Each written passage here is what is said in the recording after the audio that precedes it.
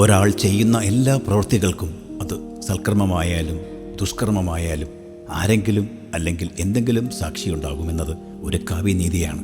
രഹസ്യമാണെന്ന് കരുതുന്ന, ആരും കണ്ടില്ലെന്ന് വിശ്വസിക്കുന്ന, പിടിക്കപ്പെട്ടില്ല എന്ന് ആശ്വസിക്കുന്ന എല്ലാ കാര്യങ്ങളും വെളിച്ചത്ത് കൊണ്ടുവരുന്നത് സത്യം തന്നെയായ ആ സാക്ഷിയാണ്. സത്യത്തിന് എക്കാലവും മറഞ്ഞിരിക്കുവാൻ സാധ്യമല്ല. തക്ക സമയത്ത് സത്യമെന്ന സാക്ഷി മറന്നിക്ക് പുറത്തു വരും. ദൈവമാണ് എല്ലാത്തിനും സാക്ഷിയെന്ന് വിശ്വാസപൂർവ്വം നമ്മൾ ഏറ്റുപറയുന്നു. അപ്പോൾ ദൈവമാണ് ഏക സത്യമായ സാക്ഷി. ഒരാളുടെ എല്ലാ പ്രവൃത്തികൾക്കുമുള്ള പ്രതിഫലം ആദ്യം ഇവിടെ തന്നെയാണ്.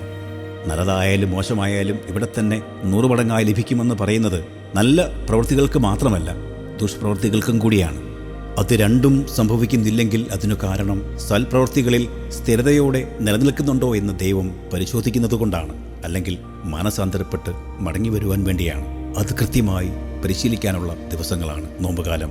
ദൈവം എപ്പോഴും സാക്ഷിയാണെന്ന് തിരിച്ചറിഞ്ഞ് നമ്മുടെ സ്വകാര്യ ജീവിതം സുതാര്യമാക്കാം.